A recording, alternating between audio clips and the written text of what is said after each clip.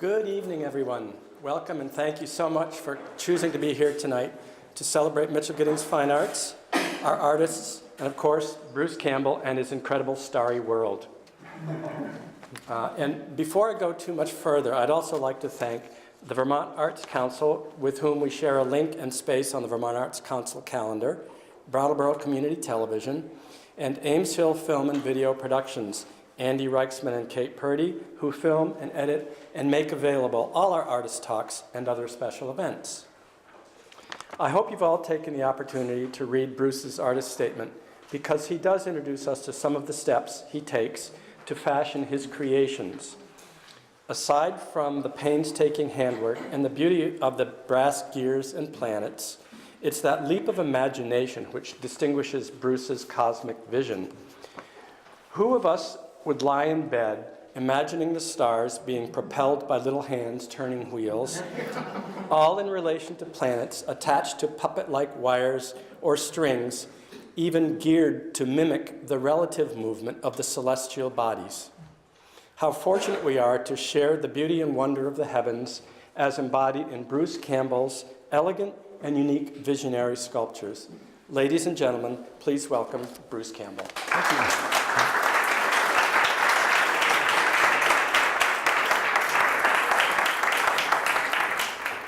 So I don't need to say anything more. He said it all, right?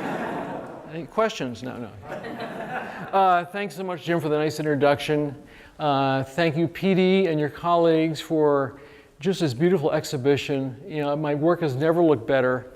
The way you've lit it and displayed it, I couldn't be more pleased.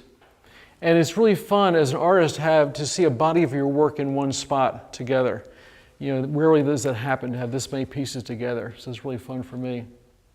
So middle of January, PD called me and asked if I'd be interested in having a show here. And of course, who wouldn't want a show here? Absolutely. But the show was May 12th, so that was 4 months away. And I wasn't sure if I could get ready in time. But what you see here, half of the work here was done in those 4 months. And it shows what incentive will do to work ethic. So I've always loved making things and figuring out how things work. In my earliest memory, I was 3 years old, I was outside, and I looked down the ground, there was a skeleton of a bird. And I remember I knew what it was. It had once been a bird and flying and beautiful, and now this is what was left. And I remember examining the bones, and I was just I didn't know the word for engineering, but I was so amazed how beautifully they were designed. If you look at vertebrae, how incredibly they move together in infinite motions, how the channels are left for muscles and nerves. It's just an exquisite form of architecture. And if you look at skeletons, I've studied animals my whole life, we're all made exactly the same way. Dinosaurs, you and I, the same thing, articulated vertebrae. We have floating shoulder blades. We have large femurs attached to our hips. It's all the same architecture. It's this wonderful divine architecture at work here. So when I was 5 years old, my parents moved to the North Shore of Long Island.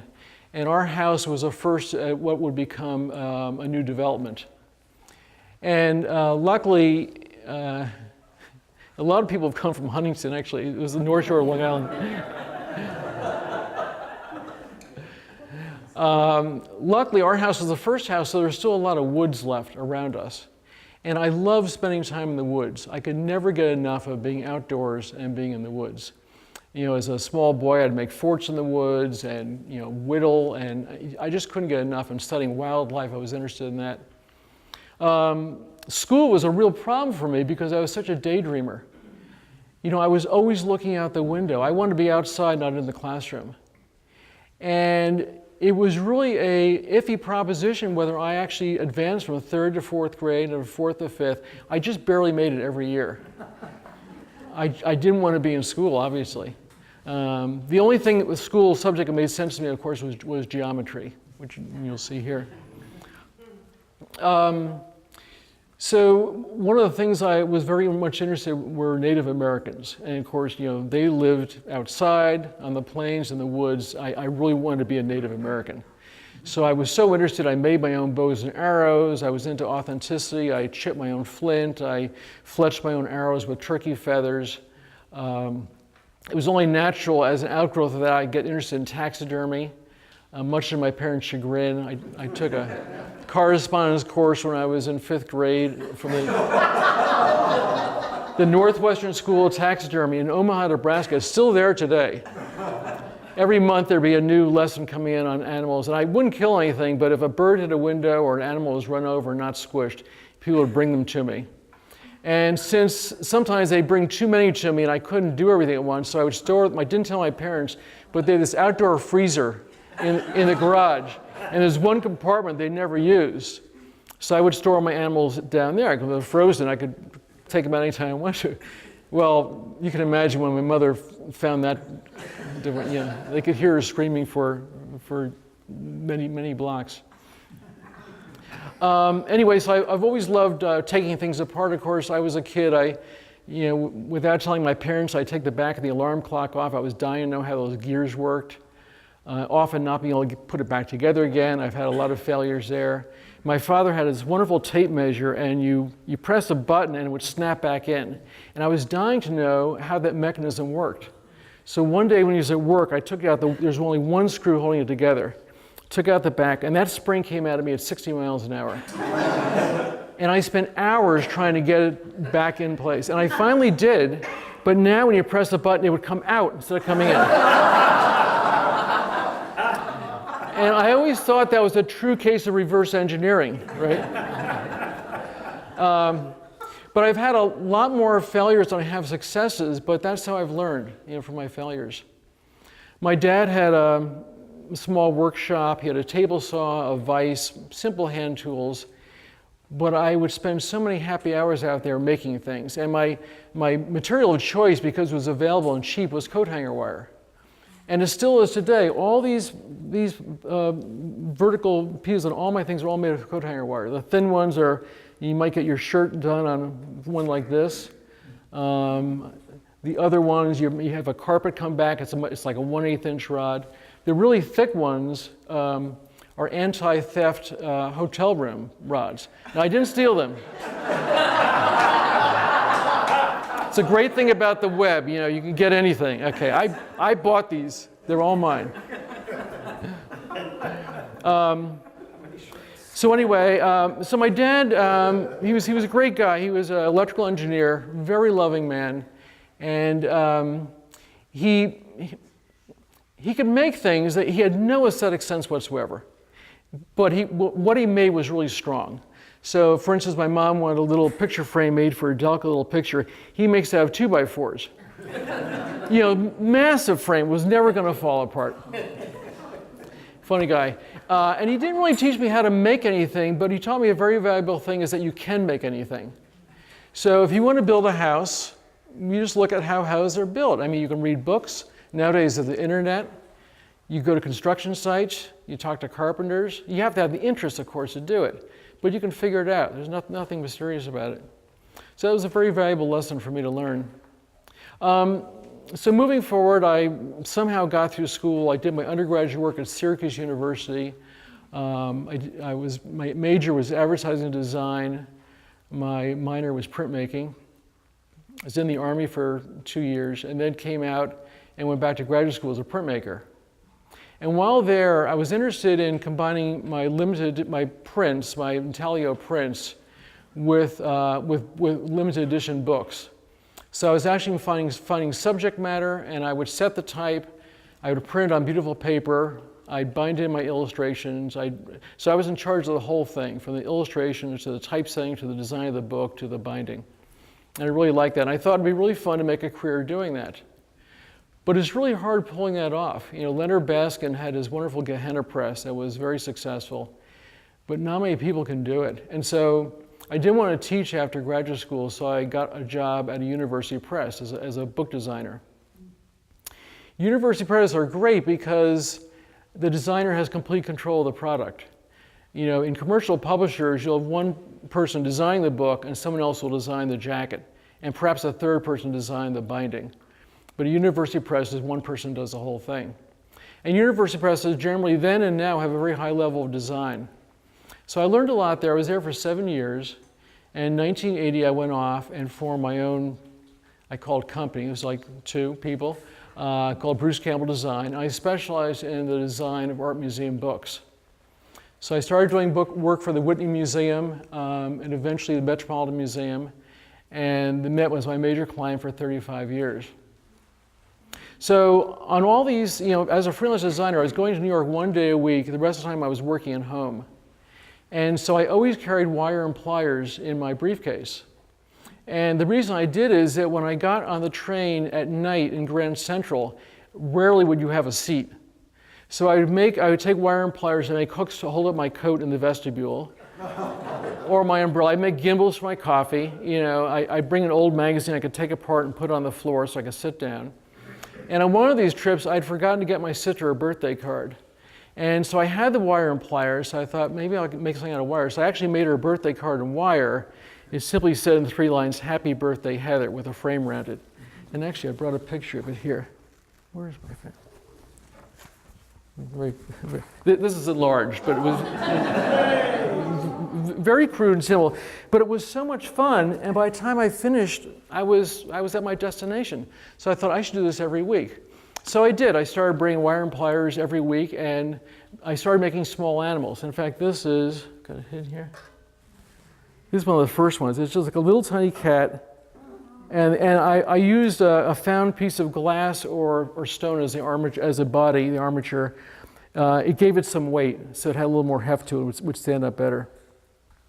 So that progressed. I kept working on that, and my animals got a little bit bigger. Here's a mountain goat with a stone, if you can see that, like that. And it was a lot of fun. And sometimes I actually would sell these on the train to make my fare to New York. It was really fun. But the great thing, the wonderful thing about making these in public is that generally adults will never say anything to you. It's the kids will come up. What are you making? Can I have it? Or can you make me a dog? They're completely, out front with it, which is great. Adults sort of look sideways and wonder what you're doing. And of course, before 911, I got a lot of work done on airplanes. But then I could never bring my wire and pliers on an airplane anymore. That was a problem. So, in the mid-'80s, there was this wonderful show at the Whitney Museum on Alexander Calder. And I knew a little bit about him beforehand, but it wasn't until I saw this show, I was just completely blown away how brilliant this guy was. And he had this great sense of whimsy. And what I loved about his stuff, it was so visible. He didn't try to hide anything, his technique. Everything was held together, his small work anyway, with rivets and wire wrapping. And I knew how to do both those things, It's like people look at a Pollock painting and they think, I can do that, I can throw paint on a canvas. You can't. And I looked at the Calder and I thought, I can do that, I know how to rivet, and you can't, it's not that easy. But what I loved about Calder is that he often left the imprint of the maker on his work. He didn't always try to buff out hammer marks or even plier marks. In fact, his wife's wedding ring has these great big rough plier marks on it. That was fine with him. But I loved it because you could see the hand of the maker in it. It's easy to get a machine to make something that looks perfect. Steve Proctor could have his pots made by a commercial place on a perfect geometric form and would lose all their beauty. When Steve makes us all the wonderful steviness in these pots that make it so wonderful. So I've always loved the hand of the maker involved. The other artist I really admired and I think was very influenced by was Joseph Cornell. And both Calder and Cornell, they had a number of things in common, one of which was they were so good at finding things that most people would probably throw out, and things in the gutter even. And they would use them in their work and elevate them to this almost precious status. Calder did that in his jewelry work a lot. He never used diamonds, he rarely used gold. It's mainly brass or silver. He'd find a piece of broken glass and that became a brooch. And it was so honest and so direct, and I love that way of working. So let me see, I got as far as books. This is a point where I'm trying to make a connect. Okay, so it came time, I could see that I wanted to retire in several years, and my hobby is winter camping in the White Mountains. And so I thought, but I still needed to get to New York one day a week. So I picked Brattleboro because on our winter camping trips, we'd always stop in Brattleboro and stop at Amy's Cafe for lunch. So I got to know the town a little bit, and it was halfway point. I could still get from Brattleboro to New York City. If I left at 4 in the morning, I'd get to the office at 9 in the morning, often before people from New York even got to their job, right? So it's a really long day, but the rest of the time I worked at home, so it wasn't a problem. So going back to these animals, they started getting larger and larger. My briefcase was only this big, so the animals could be more than this. And then I got interested in making kinetic art. So the animals, like something like this, would be mounted on a little base. It was all wire. You turn a crank, and maybe the legs would move. And then I was able to get the legs and the mouth to move. And the legs, the mouth, and the tail could move. And I started adding different things. And the pieces started getting bigger and bigger. So pretty soon I had to make the pieces no bigger than my briefcase. So a dragonfly's wing, a single wing, couldn't be wider than this, because my briefcase was this wide. And I'd bring all these pieces home and then assemble them at home and mount them, and that was fun to do. But I often thought, making animals or insects, it's fun. It's not that difficult to, if you know what something looks like, to make a wire sculpture that looks like that. But I thought it'd be much more fun to illustrate a concept. And so I've always been interested in poetry. And there's this wonderful poem by Robert Browning called Meeting at Night. And you'll see a piece over here. It actually illustrates that. It's my idea of illustrating it. And it's about this guy who's going to meet his lover, and he's rowing across the water at night. The moon is out, the stars are twinkling, the waves are waving. It's just very sort of romantic scene. So I made that. It was really my first sort of concept-oriented piece. Another piece I did, there's a wonderful poem called Fern Hill. I don't know if any of you are familiar with it. And it's about a kid growing up, and when you're young, you think you're going to live forever. You don't think about time. It just is, you're never going to get old, right? And so in this Fern Hill piece, it's called My Father's House. And you can interpret that either as God the Father or my actual father. And it basically is a house construction. You see a number of ones that are sort of have a roof on them. It was like that, and inside it was this really maze of gears and levers and chain drives. And that illustrates, when I was in my father's workshop, I was so fascinated with what I was doing. I wasn't aware of the passage of time. Up on the roof of the house, you have a rooster that's spinning around, marking the passage of days. The moon is twirling, the stars are twinkling. Time is going on, and you're unaware of it. And one day you wake up and you're 70 years old, and you think, how did that happen? But anyway, so I moved to Brattleboro, and I was very lucky. When I moved here 7 years ago, I built a workshop, and it was right next to Kevin Moreau, our brilliant blacksmith in town. And he's been really helpful in teaching me techniques of metalworking. On the other side of me was Amar Rifai, who was this wonderful woodworker. And he also has been very, very helpful, especially with woodworking. And as a matter of fact, many of these bases here, in fact, I'd say 75% of these bases here come from Amar. He'd find some timber framer would bring timber cutoffs for his wood stove, like this piece. And he'd say, Bruce, you want this? I'd say, yeah, great. So I'd rework it. I was also lucky to meet David Walter, who is the Platinum Smith's goldsmith in town. And he had this gallery called the David, but it had a name to it. It was like a maker's. Yeah, Steve had a show there. Yeah, exactly. Mastercraft Gallery. And a little over 4 years ago, I had a show there, and the show was called Sun, Moon, Stars, Rain. That title comes from an E. Cummings poem. It's a refrain to one of his poems. And I actually had a sculpture in that show that was called Sun, Moon, Stars, Rain, and it illustrated each of those ideas. I have another piece here, which I'll talk about later, that comes back to that. But anyway, the response was so great at that show, it sort of spurred me on, That's all you need, for an artist, to get a little bit of positive feedback, and you're off and running. So, I want to talk about a number of pieces in the show. But by the way, someone asked me in the gallery the other day, a woman, I'm not sure she's here tonight, it was a very good question. She said, are any of your bases, your idea is informed by the base. In other words, does the base tell you what it should be? And the answer is yes. Certainly in the case of this one, the Great Conjunction, and certainly in the case of this one, which is called Holdfast. So let me talk about the Great Conjunction first. Whoops. So on this piece here, I had the wood, and it has this wonderful slot in it that a timber framer was going to, it was actually for a stair tread, and this is the beam cutoff. And it had this slot, as soon as I saw the slot, I thought it'd be great to mount a vertical gear in that slot. That's all I knew at that point. And what I really like doing is taking a picture on my iPhone, and then for days or even weeks or months afterwards, occasionally looking at it and see if it says something to me.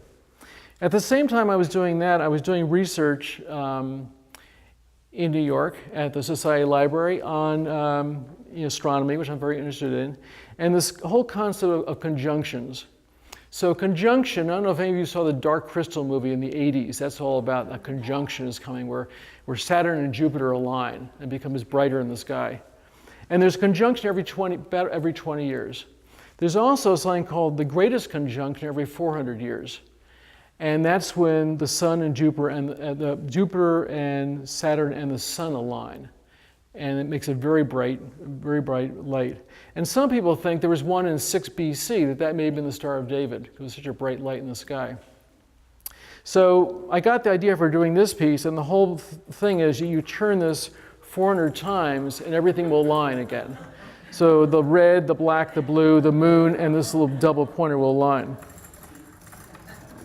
Now, unfortunately for me, I had not yet met Ari Lichtenfeld, who's this wonderful mathematician in town, brilliant mathematician.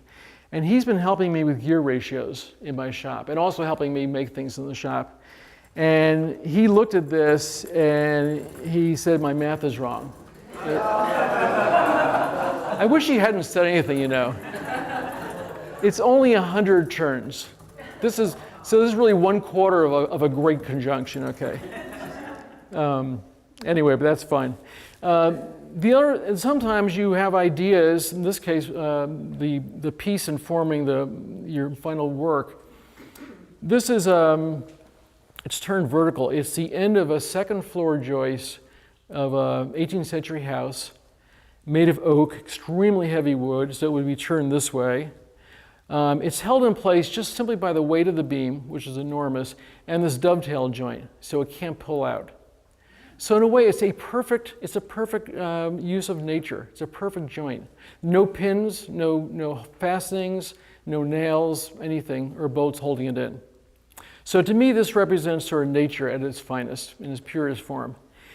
Man comes along, in this case me, and I started making all these really complicated mechanics. I've got a double, I call this a Grasshopper Movement. It goes around the back, it comes back around the side here. I have something else coming in the back, and the whole final effect are just these 4 little tiny brass hammers tapping this beam in place. They do nothing. So it just shows how man can really not compete with nature. That was my idea. It was my idea, most people don't get it. I do understand it.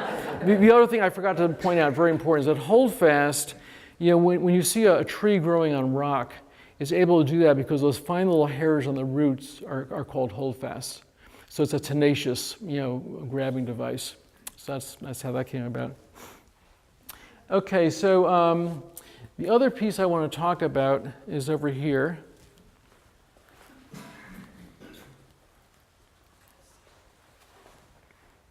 This is called Sun Shower. So I've always been interested in the fact that when you're out on a rainy day, you never really think that it's always beautiful above the clouds.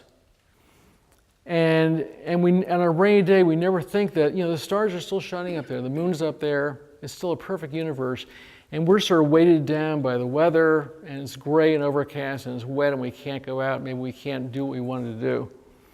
In this piece here, I was trying to get across the idea, it may be hard for you to see, but there's the brass sphere represents the sun, and of course in the sun shower, it's this bizarre effect, it's raining and the sun's out.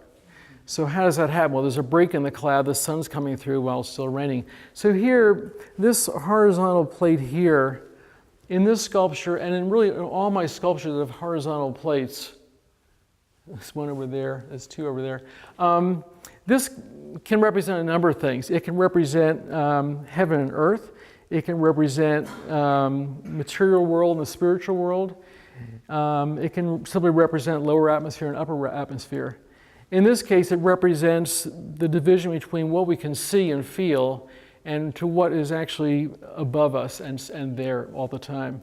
And so I have, I've used copper wire because it has a warmth to it. So when the sun is shining and you turn this thing, the copper sort of moves like, hopefully like rain. So in this piece I've used a worm gear, which is very effective. It moves very slowly, but it's a very strong gear to use. It's easy to make. This part is easy to make. The worm is actually really hard to make by hand because you're wrapping it around. You have those axles come out again on the perfect center. But anyway, and then I love this piece of wood. Maybe you've noticed in my pieces, I love old things, and I love reusing old materials. When I moved here, I'll show you. Whoops. David Walter, the platinum smith, gave me a wonderful supply of Vermont license plates. This actually is from Illinois, 1929. But all the license plates are from the 20s and 30s in Vermont, except for this one. They're all like this, heavily pitted, rusted license plates. And most people wouldn't think anything of this thing, but the metal in this is fantastic, and the patina is fantastic. So what I've been doing, thanks to Kevin Moreau's instructions, I've been soaking these in vinegar for a couple of days. And miraculously enough, you can get all the rust off this with vinegar. So I soak in vinegar. I have some samples here. I'll wire brush it.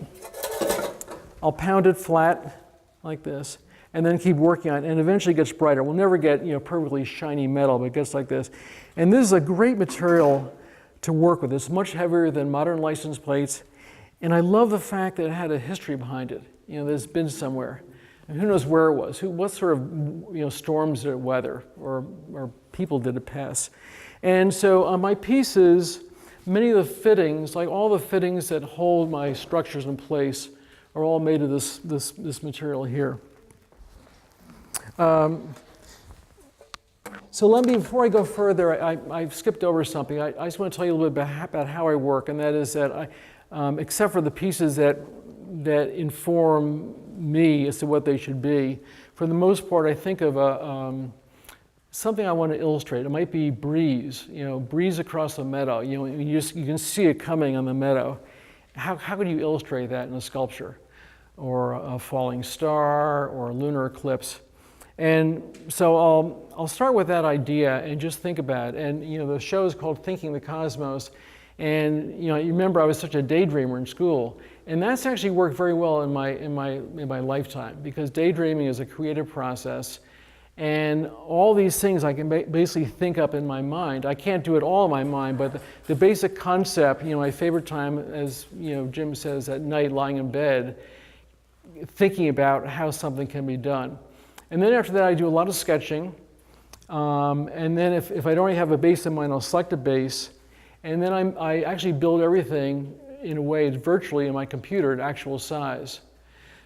It's very helpful to do that because a lot of these require exact placement of axles, and I can do that on the computer. So I make these drawings. This is actually an enlarged version, but the drawings are done first. I don't do these after I make the work. So I did a whole series of Alchemy I'll talk about in a minute. And this is enlarged. They all were basically this size here with a 15 by 15 inch base. But I can work out so many things. I'll do an elevation and plan, and I can do all the mechanics. And this is Alchemy 2, and I have what I call is a grasshopper gear. So that's my own name for it. But this is really a grasshopper gear. It's half of one. There's some that have over here that have double. The one in the very corner has a grasshopper gear. And what I'll do is I'll come up with this concept that I'll have a grasshopper gear there. I'll then make the gear, very accurately measure, go back to my computer and plug those specs in. So I'm constantly updating this so it's really accurate. And you have to do that because these all have to stack, and I have to know where this is going to come out. So I do a lot of planning on the computer. Then I print this out when I'm doing gears. I work in for a sculpture program, a very primitive program called InDesign. It's not primitive for a graphic designer, but for a sculptor. And I like InDesign because I'm very proficient at it, and also I can enlarge things at 4,000%. So what I'll do is all these gears here that you see, I'll lay out on my computer. 4,000% of a gear this big is really big. I can actually design each tooth and through geometry place all the tooths around the circle. Print it out actual size. I glue it with rubber cement to a piece of brass, and I cut it out with a jeweler saw. So if you don't know what that looks like, I have one up here you can look at later. It has this really tiny blade on it. So all these gears are cut out by hand. And because of that, you get some idiosyncrasy, some of the things have sort of a little bit of looseness in it. But what I love about this piece is because it's on a hollow base, the gears here are very much like a windmill or an old sawmill. And when you turn this, it sounds just like an old mill. It's the exact same sound on a mill. No surprise, actually. So, and the other thing I want to show you here is this. I hope you look at this later. This is a piece of an andiron, wrought iron. So wrought iron, and it's basically iron that's hammered out, folded over like phyllo dough, hammered out, folded over, forge welded. It's layers and layers and layers. And it's rusted. It's a crummy piece of metal. Most people would probably throw this away. And on the other side, I want you to look at this. I've polished it, and put a little bit of vinegar on it. Vinegar is an acid, and you can actually see the leaves of all the folding process. And it's this beautiful piece of metal. Most people throw this away, and this is in the hands of Kevin Moreau, the blacksmith. He could do incredible things with this. And most materials are that way. Wood is that way. That down below the surface is perfectly fine material. So let me see. Got that. Okay. So I've talked about. So great conjunction. I've talked about. Okay. Going back to starting out with concepts, this is a very early piece. It's called Pegasus. It simply has the major stars of Pegasus showing. It's a very similar mechanism where you have something that sweeps around and alternately just touches each star as it goes. It's made with an old license plate. I think this is an old Vermont plate. The nails, years ago I owned an 18th century house, and whenever I did work on it, I saved all the handmade nails I found. I'm very nostalgic about materials like that. So now I want to get to, one more thing. So this other piece, my most complicated piece is probably obvious, is this Cosmos piece over here. So I don't know if you've had a chance to play with this piece. The trick, of course, in everything I do, it's a problem of friction, gravity and friction. So gravity, in terms of all these things that move, are in little tiny bearings, but they're very primitive bearings. They're not ball bearings. It's just a point of a metal within a tube that's just hitting on the bottom of a piece of steel plate. They go through this plate. There's no bearing here again. So I just have to make sure that the hole diameters are exactly the right size when I do this. So there's a lot of friction in there. This piece was hard because I have all the action down below. That's all it does is drive this main central gear. And on top of this gear, I've mounted this planetary gear. So in all my pieces, starting with the earliest one in this room anyway, I've tried to up the ante in what I can do into a degree of difficulty. And it may not look more difficult, but often it's a process I'm learning, I haven't done. So I picked up a lot of great techniques, silver soldering, I do a lot of that now. Silver soldering my shafts to the gears themselves. I do a lot of tap and die work where I'm actually screwing into the brass with little tiny brass screws. This is the first piece I use acid on, and I had to figure out a way to spin this large, it's a fairly heavy brass plate, I had to spin it because I needed to, I painted with varnish and then scratched through it, but I wanted to scratch that while it was moving. So it'd be like a phonograph record, a really good scratch. So I mounted this thing, I took my bench grinder and turned it sideways and mounted this thing. And it was really scary when it was going. It was mounted on a piece of plywood, and it's really hard to get complete balance, But luckily, it took very little to scratch through, and you make this come through okay. So this piece was inspired by, I was interested in Saturn, and Saturn has 62 known moons, and they all move in different directions. Some move clockwise, some move counterclockwise, some do this do-si-do effect around each other. Over half of them are tidally locked, meaning they face Saturn, like our own moon. They never move. You never see the other side of it. So the idea was, the concept would just have a lot of things moving at once. I purposely offset the little tiny, look like baby Saturns here, because I found that when you spin a sphere, if it's just a sphere, often you don't know it's even moving. But by doing something like this, which is and some of them do have satellite moons, or just having a little wobble, it creates more of a version of, more of a movement in it that you see there. Okay, so one more thing. This piece here, it looks simple. It was actually, I think, one of the most difficult ones to make in the show, and that's because it uses wire gears. And my early work used this, and I sort of got away from it because it's so hard to make gears and wire that hold up. Because wire wants to bend, right? And the hard thing about this was I do a lot of stuff, I call it miniature blacksmithing, where I take 3/16" hardware store, all the stuff is got in the hardware store, and I basically do miniature blacksmithing. I'm heating up with a torch, I'm hammering it, I'm annealing it, heating it up, bending it, things like that. And the difficult thing about this was the structure made to hold this all in place. And let me see, So now I want to finally talk about alchemy. So when I started thinking about this alchemy concept, whoops, we're having quite a shower here. So exactly. So alchemy is a really great subject, and when I first started doing this, I was thinking about a series of 10 sculptures called Alchemy. They were all going to be 15 by 15. The first one is down there, the second one up from the corner.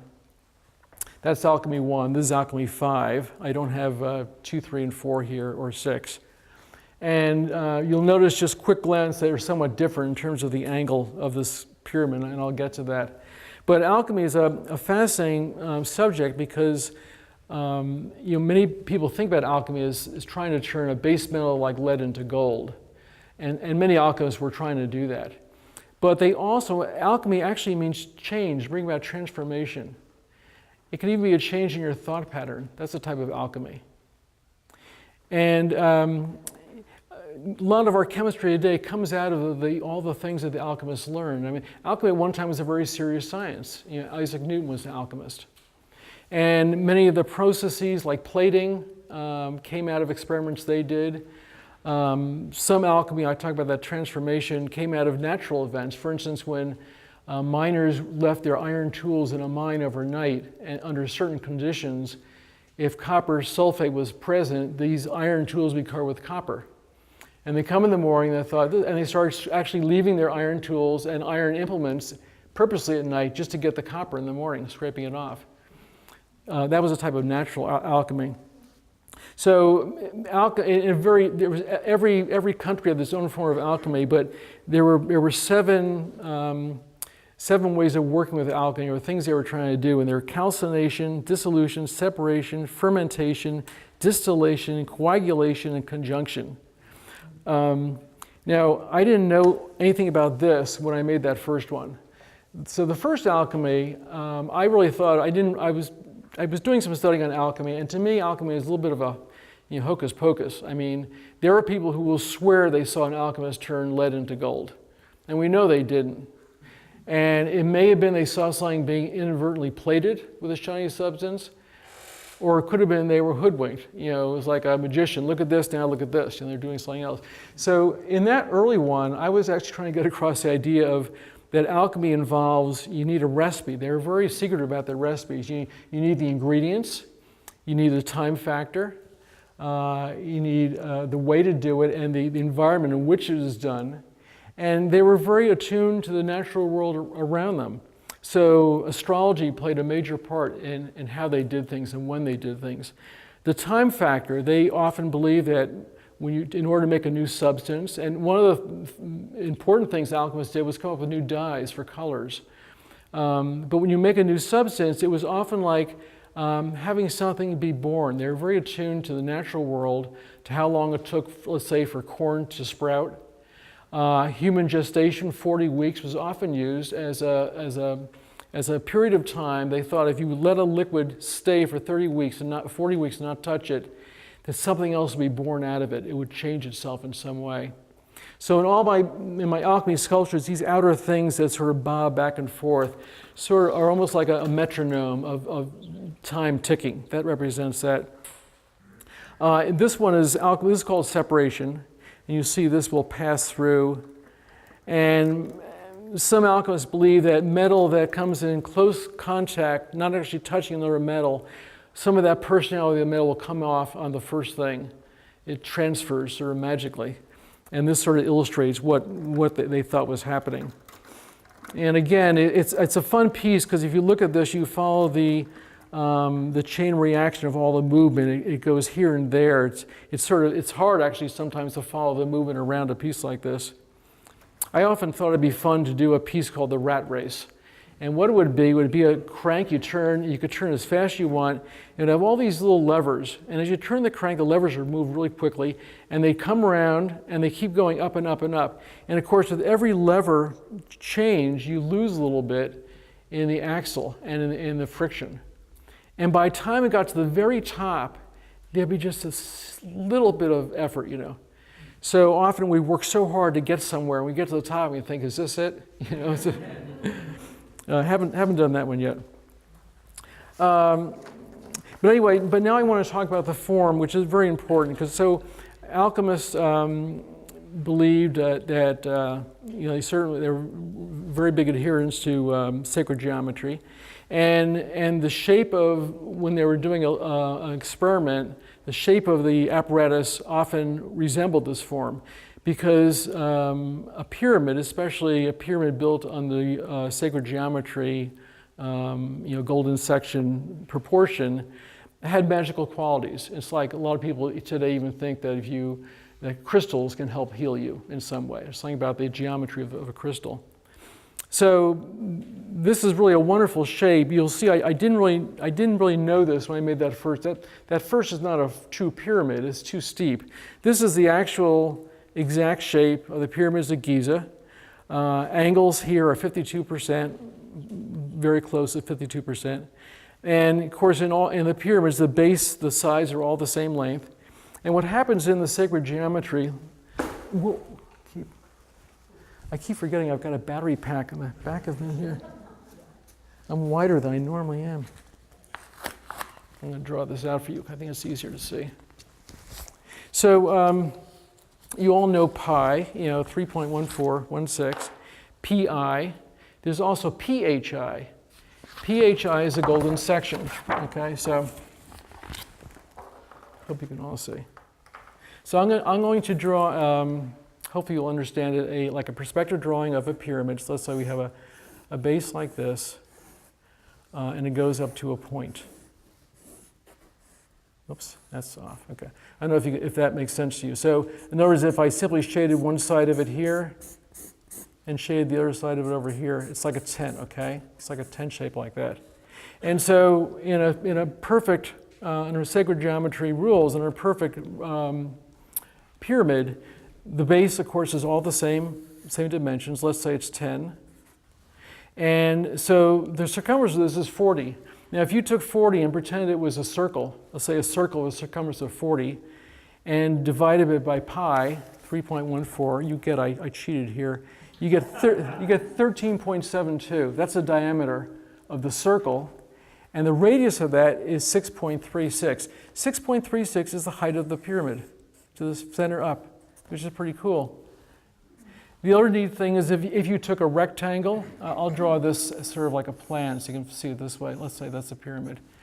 If you took a cube, a perfect cube, and made the largest cube you could within this structure, so it didn't go beyond the corners, that the proportion of the base to the top of the cube and the base to the top of this is a golden section, which is 1.618. Okay, so what's that? That's this magical number. The Mesopotamians used it, the Greeks used it, many cultures used it, thought to be a perfect proportion. It's used in the Parthenon, it's used in the Fibonacci series. It's actually used in the joints of our fingers. Each finger, each joint gets bigger, starting from a little by this thing. A tree, how trees branch, how the pine cones, how the little seeds go up, is all this sort of number here. And sacred geometry, there's a lot of wonderful things. Like if you have a circle and you make a perfect star within that circle, the ratio from here to here and from here to the top is this exact thing. So it comes up again and again. It's really this amazing, amazing form. I'm not good at verbalizing this, but Robert Lawler, who wrote this book on sacred geometry, I'm going to paraphrase. Geometry means measure of the earth. It's the study of spatial order through the measure and relationships of forms. Geometry and arithmetic, together with astronomy, constitute major intellectual disciplines of classical education. The implicit goal of this education was to enable the mind to become a channel through which the earth could receive the abstract, cosmic life of the heavens, and thus a sense of the sacred. The practice of sacred geometry is thus an approach to the way in which the universe is ordered and sustained. So I thought that was pretty interesting. So today I hope I've given you a glimpse of how I work and how it informs my thinking of the cosmos. Thank you very much.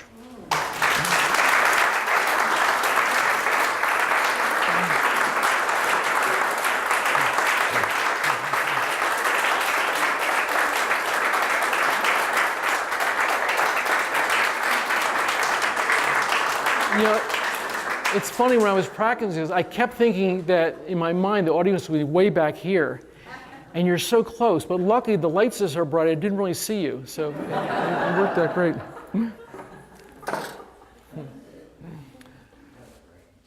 Any questions, or can I answer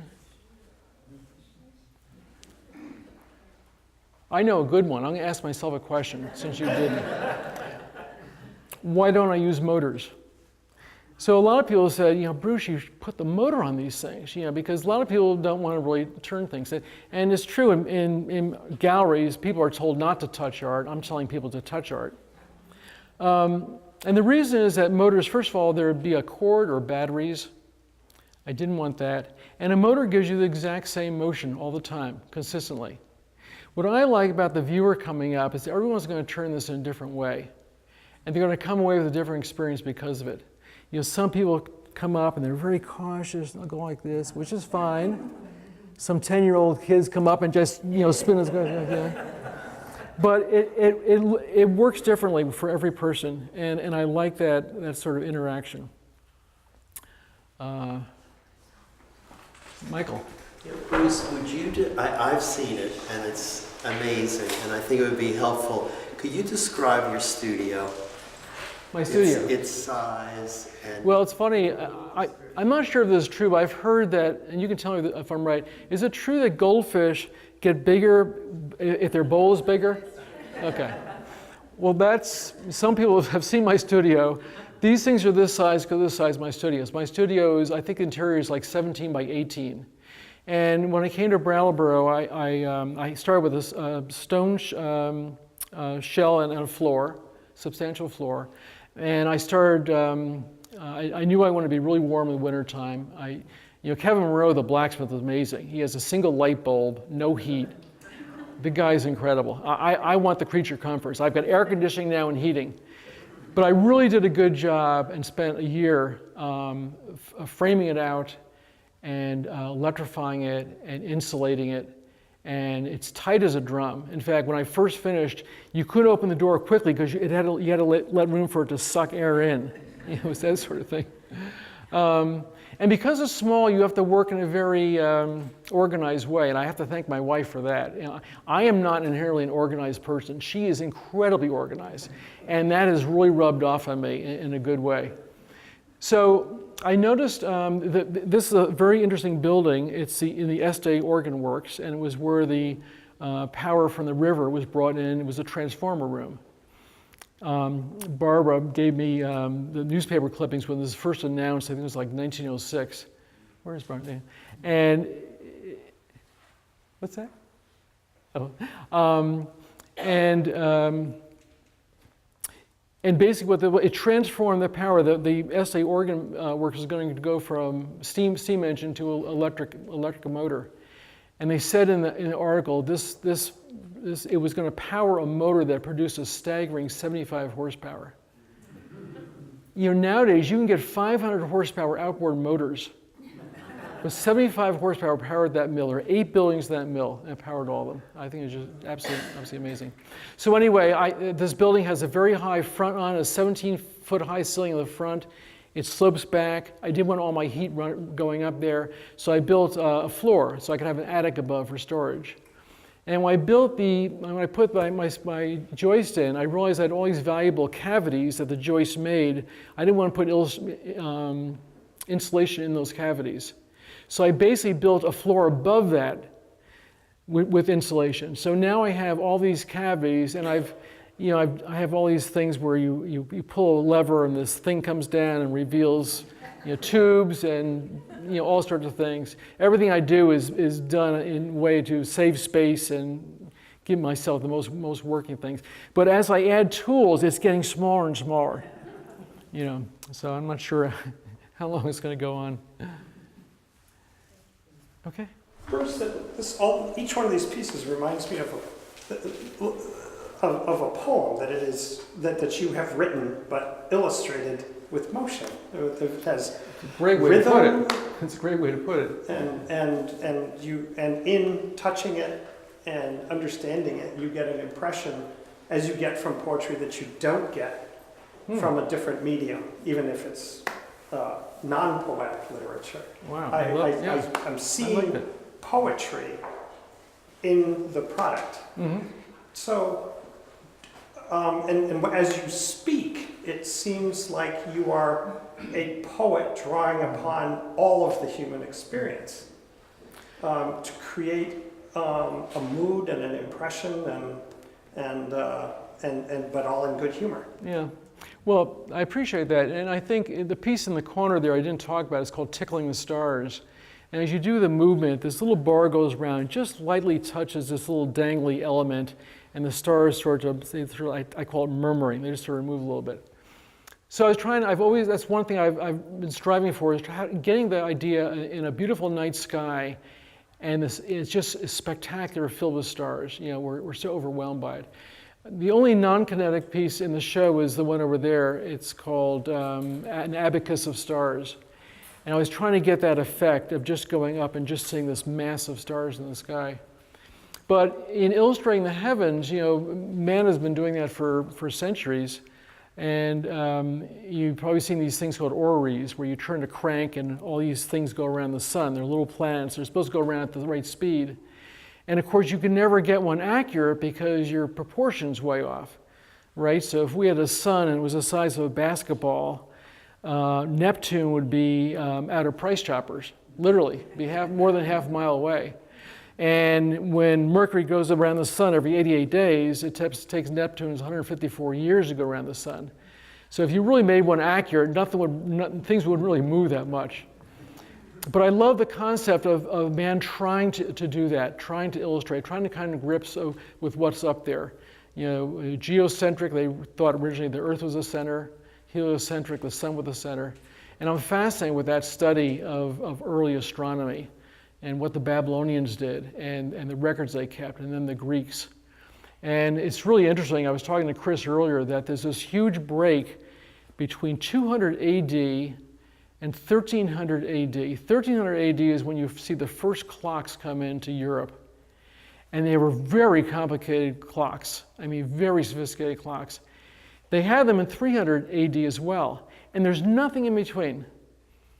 And Arthur Clarke, the writer, says we should be visiting the stars right now. We lost 1,000 years of technology. No one knows why. And they had simple gears like this for mills. That's as far as they got.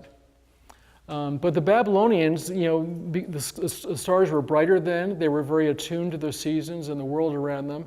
They kept incredibly accurate records. They knew that the moon doesn't go around the Earth in a round orbit. It goes around like this. They knew that. They knew how much it was off by.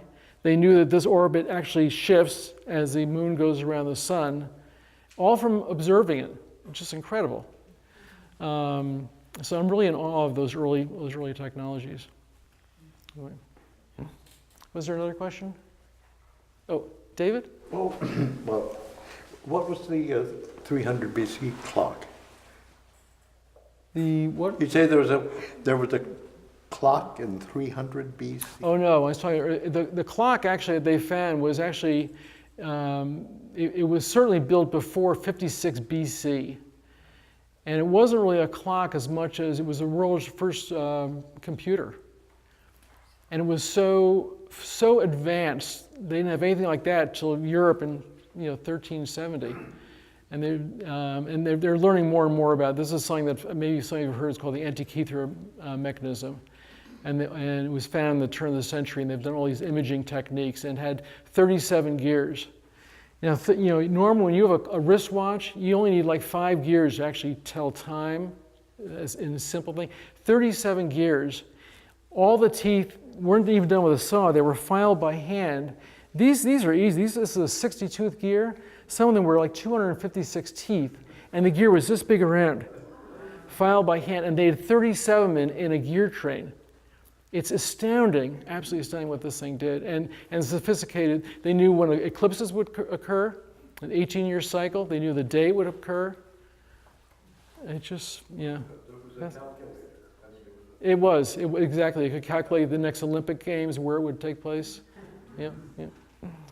Yes, Howard. Just as clean in your ear, as one says in French, you mentioned the pattern in which trees branch and the way fine bones are constructed, and that the golden ratio is involved. That's also your link to fractal geometries. Oh, interesting. Of course. Exactly. Yeah, you see it everywhere. Okay, sorry. These pieces are all so resolved. Have you ever considered not resolving a piece? In what way? Give me an example. Like a piece not working? I've had a lot of pieces that don't work. Yeah, I've only brought the ones that work here. You should see my workshop. I mean, it's. To me, they're lovely, and they all work. And so what? And then I go on to the next one, and I go, and okay, that's fine. And I want more because you have more. And I'm working on giving you more. Do you know what I mean? Do you know what I mean? I think I do. They're all very resolved and mathematical. Yeah. And the true magic in mathematics is that it's like. I know exactly what you're getting at. In fact, when I did these animals, your point is exactly well taken. I can make an animal that looks realistic, but when Calder did it, it had a spirit. It didn't look exactly like the animal, but he could do it with like one wire. It wasn't complicated, and it involved the person who was watching, who was engaged, not you, but me, and participating in it in a really creative way. Mm-hmm. And I think what you've done is really masterful and resolved, and I would like to be more engaged in an intellectual way in what you're doing, because what you're doing is very intellectual in a way. Right. Do you feel as a viewer it would help you when you saw these pieces in the gallery, and I'm not being facetious, but I've talked about these pieces, would it help if I had my thought pattern behind them when you saw the piece? I'd love to see a hiccup. You'd like to see what? A hiccup. I'd like to see something I wasn't expecting. Oh, well, actually, that is coming. No. Now I see what you mean. I talked to Howard about this. What I really want to do is get involved with Clockwork Mechanisms, okay? But I don't want to use, motors or anything. And I figured on all these pieces, you have to crank the piece, okay? So there's a lot of energy, and I could do something else with energy. For instance, if this thing were simply winding up a weight until it got to a certain point where it would stop, and when you walked away, the weight would trip an escapement, and then things would start moving. So we're saying that actually what really happened once you left the piece, it would start moving in its own way. So that's something I really want to explore. So that might be one way to get what you're looking for. Yeah. Mm-hmm. Okay. Daddy? Bruce, I just want to let people know, because maybe some people here will be interested, that you're going to give a workshop on making these little wire animals. Right, At yep. the Brattleboro Museum on July 24th. Wow. Okay. I'm really looking forward Yeah. to that. Thanks. Yes? I have another, I wanted to speak about the sound of the piece. There's one at your David Walters show, and it was a very quiet day there, and I loved the sound. It had a little rhythm in it, of alternating, interlocking rhythms. I've tried to use, I did, in that show I did a piece called Swarm, and all these very realistic bees, and as you turn the crank, it would spin, and it was like in a beehive shape. And I had it, you know, when you were a kid, you put baseball, cards in the spokes of your bicycle. So I had that, and as you turned it, it sounded like a swarm, and these bees sort of flung out, Some of these, I wish they were quieter, actually. And some of them, I like the sound. This one over here is called Summer Rain. It's just trying to emulate the sound of rain on a tin roof in the summer, which I've always loved hearing. Petey? So what are you going to be doing now? What's your bucket list with what you're looking forward to making now? I mean, you've hinted at it. Yeah, getting some sleep. I don't know. Well, I've got a piece of wood that Amar gave me that is just spectacular, and I'm really interested in astrolabes and how they work. So I'm playing around with some piece involved in that, but I'm still pursuing this clockwork, idea of having an escapement, a type of simple escapement that starts moving once the cranking stops, so it can continue on. So. Yeah. Did you say astrolabe? Yeah. What is that? Okay, so before iPhones, go back to 1600. And if you want to know what time it was and where you were, you need one of those. It's an incredible device. You held it up, you found the angle to the sun. I'm still learning something about how it worked, and there was a different way, and you would actually dial on the back of what month you were in. I think you had to know the month. You had to know where certain stars were. Of course, everyone was attuned to that back then. We rarely know where the red lights are in town, but. And then when you turn it over, it actually tell you the time. It would say it was 12:30, and it would tell you where you are, because each one was, no pun intended, geared towards where you lived. So you'd have a different astrolabe if you were in California than in New York, because it portrays the stars that are immediately overhead. Did you carry it around in your fanny pack? Yeah, it was about this big around. Very valuable. You'd have to be fairly wealthy to own one. They just found, I was showing my wife Kim, they found one in England. They were doing excavation of a bed and breakfast, and they found the only one that's ever made in England. And it's a very interesting shape. It's like this. And the owners sold her for, it's like $800,000 at the British Museum. It was extremely valuable. And it was so valuable, you sort of wanted the story behind how it could have been lost. And I'm sure maybe someone stole it and buried it. You don't know what happened. But anyway. So, yeah, they're absolutely. If you look it up online, they're beautiful instruments. Just, I hate to mention Rube Goldberg. Oh, I'm glad you did. I was supposed to mention that. So, Dave, have you ever heard of a Rube Goldberg? Okay. All right. So his father was. I'm not sure he was a fire commissioner. He was in the fire department at the Great San Francisco earthquake of 1906. Rube was a son. Rube was a cartoonist for the paper. And he started drawing these fantastical inventions by Professor Butts. So as Professor Butts finds a new way to open the screen door, and it's this complicated, and it's almost like this piece where a ball falls out, wakes up the dog runs across, trips on the cord, the butter falls out of the refrigerator, melts, and it's all these incredible things. And I'm glad you mentioned that, because I actually worked for many years with his son, Tom George. And his son is Tom George because in the 50s there was this anti-Semitic thing in this country, and they changed their names from Goldberg to George. And he just died. He was 103 years old. He was a great guy. He was an artist. He was a wonderful artist. But I love those. And he had some of his father's original drawings in his house, which are really great, yeah. But yeah, I think of that all the time, and I've always loved those, of course, the cause and effect. I've always been interested in that. I think if other people have questions, maybe they can talk to you.